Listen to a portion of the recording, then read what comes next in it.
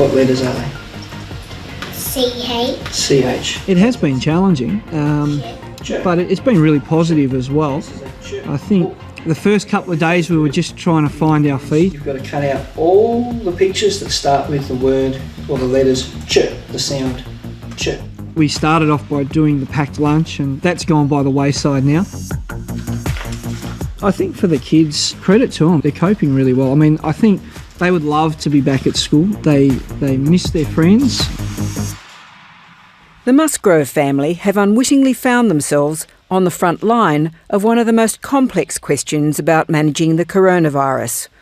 What to do about schools. What do you listen to?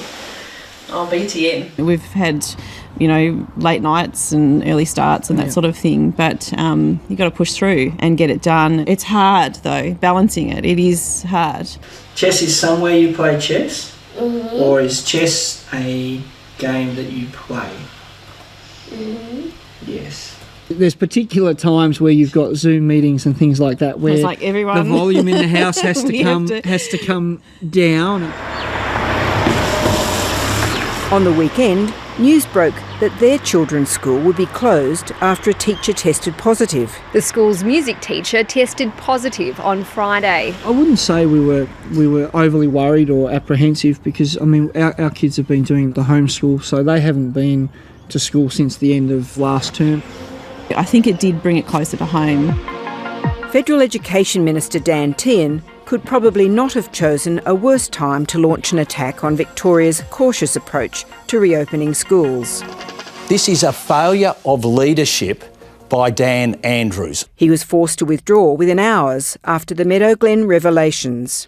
The battle over when to open schools during a pandemic has never been just about the medical advice about whether children are less susceptible to coronavirus, though it has sometimes been seen that way.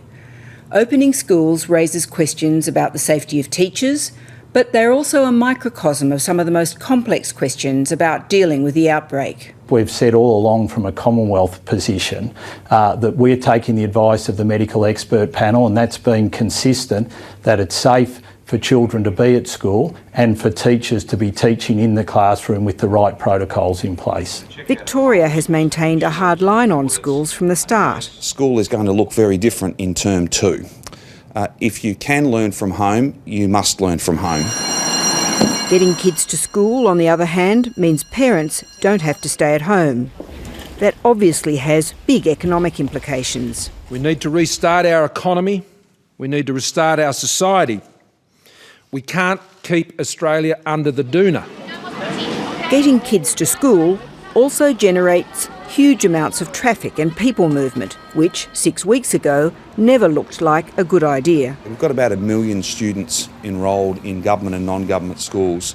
We cannot have 1 million students moving around the Victorian community every day. All that will do is spread the virus. There will be greatly increased movement of staff, of parents and of students. So in Perth, in Adelaide or in Darwin, they think that that's manageable.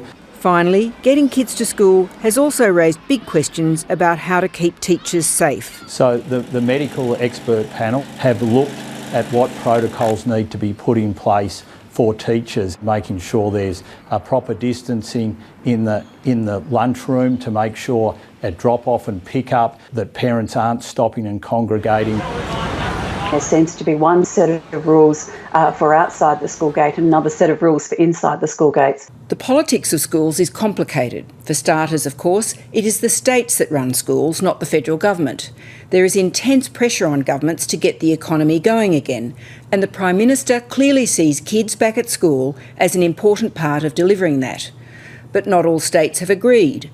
And even if they have agreed, schools have been the one area where the community has made up its own mind from the start. Parents were pulling their kids out of school long before schools officially closed down. Scott Morrison seemed to concede a few weeks ago that it was ultimately the states who had the last word on the issue. If you're going to school in Victoria, there's only one person you need to listen to, and that is the Premier of Victoria. But last week he tried to use the lever of federal funding to private schools to up the pressure, by promising earlier release of funds to independent schools who opened their doors earlier. It wasn't a great success.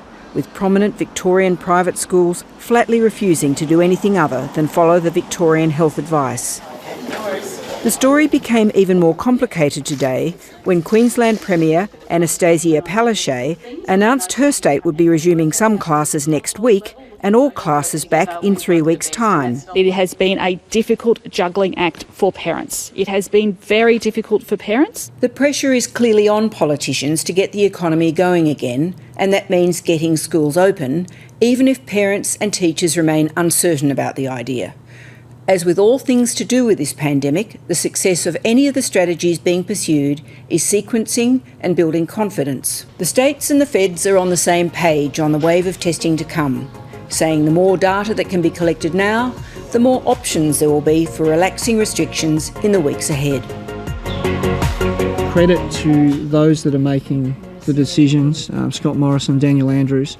There'll always be debate as to how far we relax things, and that's the nature of Australian politics. But for us, I think as soon as the green light is given, our kids would love to be back at school.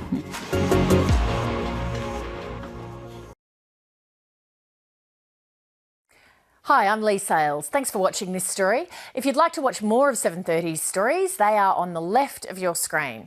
And tap on the button below to subscribe and get the latest from ABC News.